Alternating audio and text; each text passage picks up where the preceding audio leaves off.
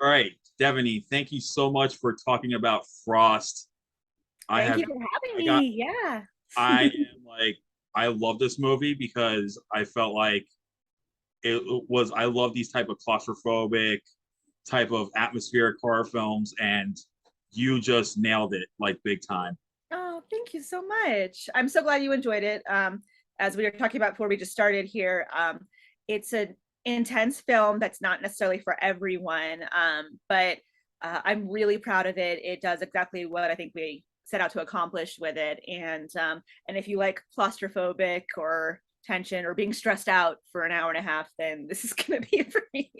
Exactly. Thank you for watching it. So, how did the project come about, and how did you get involved in it? um, Well, so it was kind of the height of COVID at that point, and James Cullen Bressick, who is the executive producer, he was putting together projects for the COVID era, I guess you could say. And I was actually 6 months pregnant at the time, and so he was trying to figure out how to tell a movie that would showcase that, I guess you could say. And so he was partnered with Cleopatra Records and Cleopatra Entertainment, who commissioned this film, Mhm. and they were looking to make movies about true stories.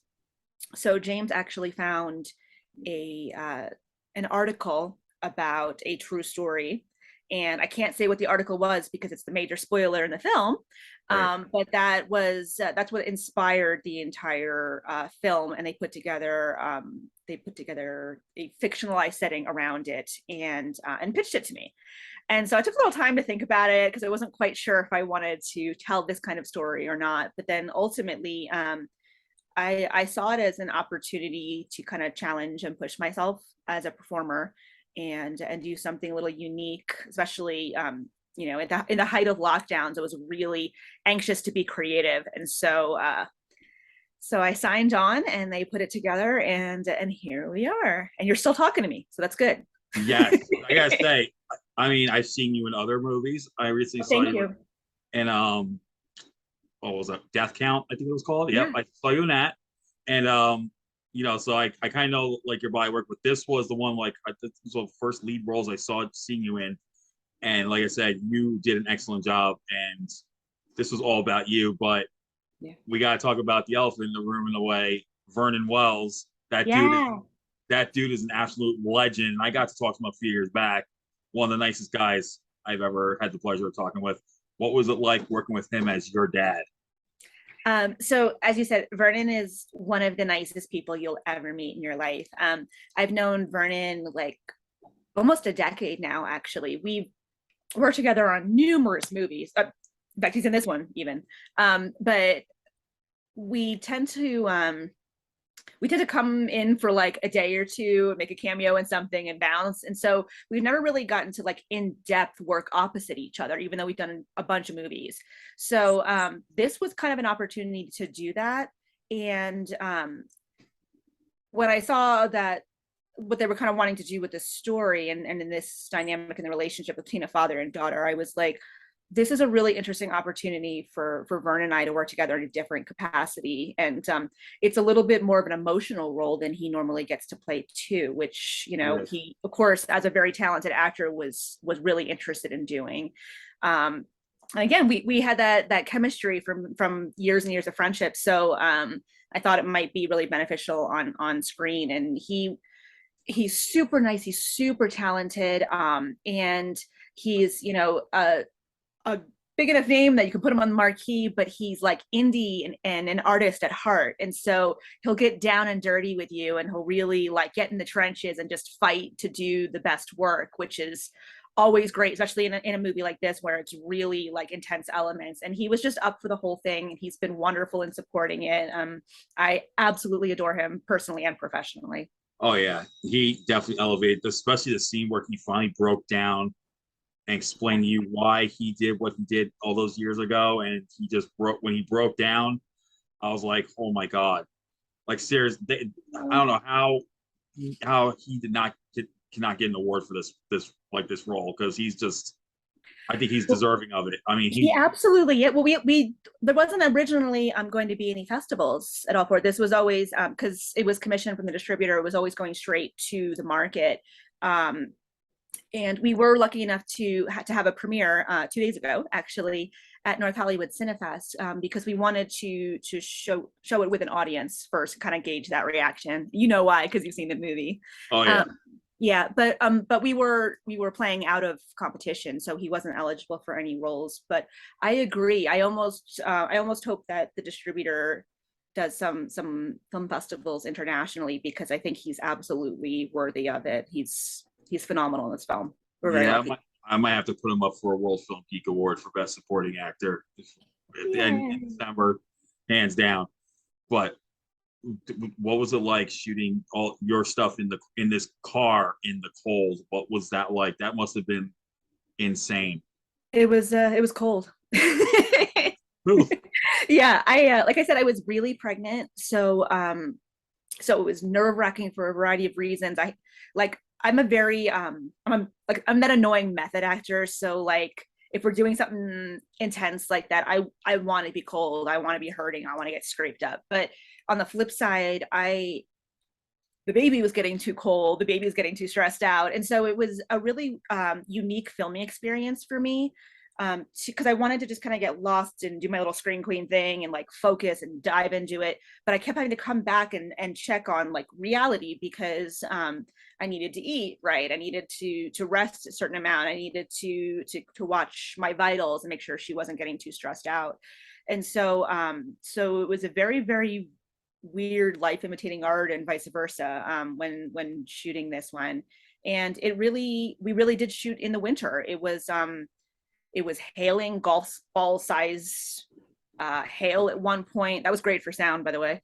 And we had sleet, we had rain, we had randomly one day it was like 80 degrees. It was a hot mess while shooting this. So we did everything. And because the windows were broken out, spoilers, in the car early in the film, we couldn't have the heater on. It was, all those elements were in there, and we shot 12-hour days. So it was physically a very intense role. And we were in it. I was in it. That's insane. And the fact that you were actually pregnant during the shoot, that just made it more mind blowing. Yeah. When I saw you, I'm thinking, wait a minute. I was like, is she actually, like, is she pregnant?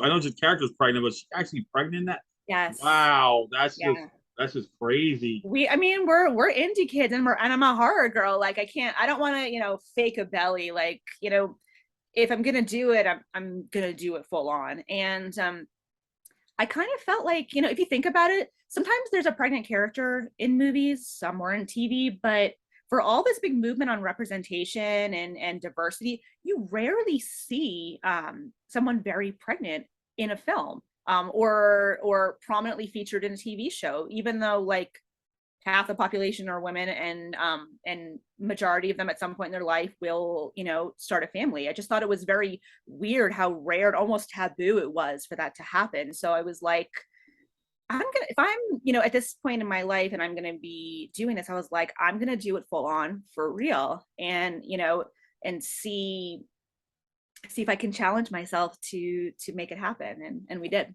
And you did, exactly. So how long did shooting take?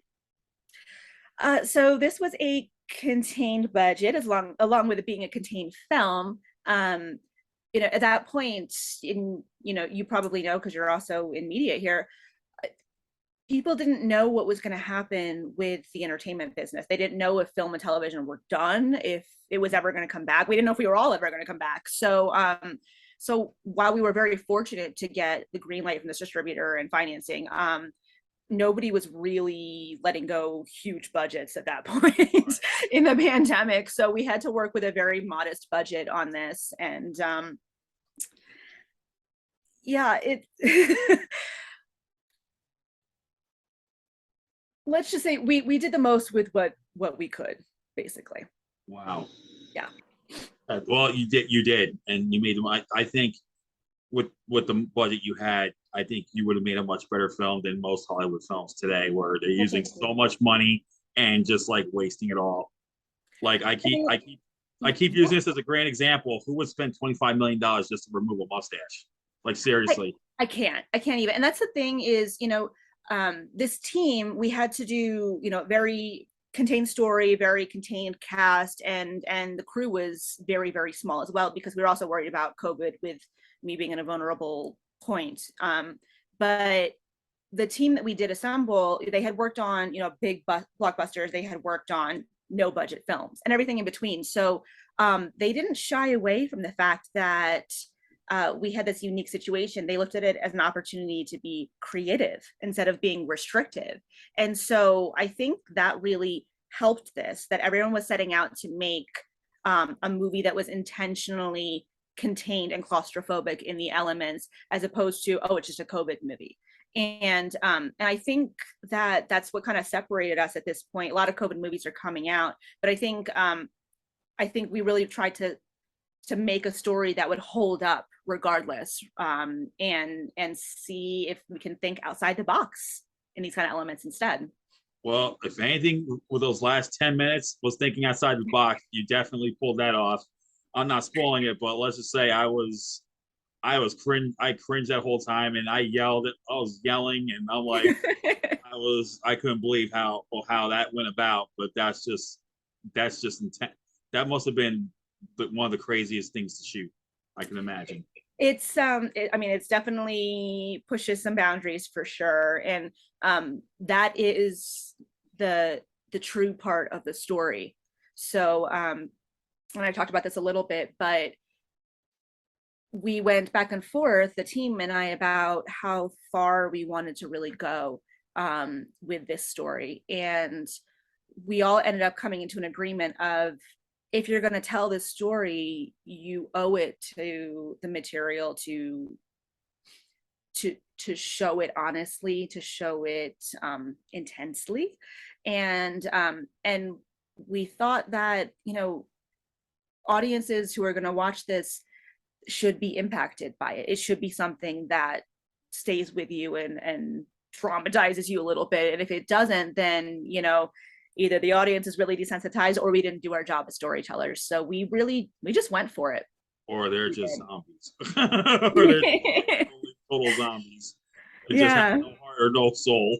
That's all I gotta say. Oh my gosh. Yeah. But overall, this was a fantastic movie. I'm hoping people will get to see it and realize, will get the notion that not only was this a true story, but the fact that you were actually pregnant during this, and you practically defied the odds in some way making this. And just for the record, James Colin Bresack is a freaking amazing guy. I've had him on like 3 times already so far. So he's I see his name everywhere in all these recent horror flicks where he's an executive producer or the story guy, and he's just amazing. But he's a fan as well, which is what is so important to me. And that's who I like to work with, is people who are not just suits or people who are businessmen. I like people who are business minded and savvy as far as the entertainment goes, but I like to work with people who are passionate about telling these stories, who know and like their audiences, because they know what to give them. And James is definitely one of those people. Brandon is one of those people. Kelton, the cinematographer, who also creates movies, as a director as well. Just everybody on this is really good and really passionate about bringing stories to audiences, and I think that makes all the difference. And this is why indie cinema, I think, is much better than A-list Hollywood cinema, because where A-list is looking for the money, we got indie cinema has the originality and creativity behind it, and that's what works. Absolutely, completely agree. So what's next for you that you can talk about? Great question. So Frost comes out October 11th on DVD, Blu-ray, with a bonus CD soundtrack if you buy the Blu-ray. And the vinyl release is out now, so you can get the soundtrack on vinyl, which is really cool. Thank you, Cleopatra Records. And what's next after that, actually, the director, Brandon Slegel, and I have another project, a little bit larger project. It's a World War II epic called Battle for Saipan. And it is also a true story. inspired by a true story from times in that, from a battle in that era. And it has been shot in Thailand. My co-stars are Casper Van Dien, Louis Mandylor, and Jeff Fahey. Yes, phenomenal performances. Another opportunity for great actors to do something a little different and really bring their A game, and they do in this one. So we're very, very proud of this film. It comes out through Saban and Paramount on November 25th. It's getting a theatrical, and 29th on DVD and VOD. So I will be possibly back talking to you about that one. Oh, probably. Yeah. If it's the PR company, if I hear Saban and PR, if it's the PR company, I think who might be behind this. Yeah, good chance it's going to happen. I think shout out to October Coast, who have been taking such great care of us. I think they are also coming on to do additional PR in it too. So maybe one way or the other, we all might be back to. Yeah. October Coast are rock stars. I yes, love that. They are. I love these guys, man. I've worked with them for like since I started this thing. So it's like I can always rely on them. They're such great people. I completely agree with you. They're some of our favorites to work with. So shout out to October. Thank you very much for setting this up. And thank you for having me on. And also, I got to give him credit. He was teaching me how to use Zoom at the top of this and trying to help me get that awesome Frost background going. Yeah, that you see on my screen. It's on his screen, but not mine. I don't know if we're going to flip it this way. Hopefully we'll get it on her. I can just throw it over and then I can get that to work. Right? Yes, exactly. So thank you for being Frosty. Appreciate the little plugs there. And I hope everyone checks out Frost on October 11th. And Devanny, thank you so much for taking the time to talk about the movie. Thank you for having me. It's been a pleasure. All right. Well, everyone take care and we'll see you next time. Bye.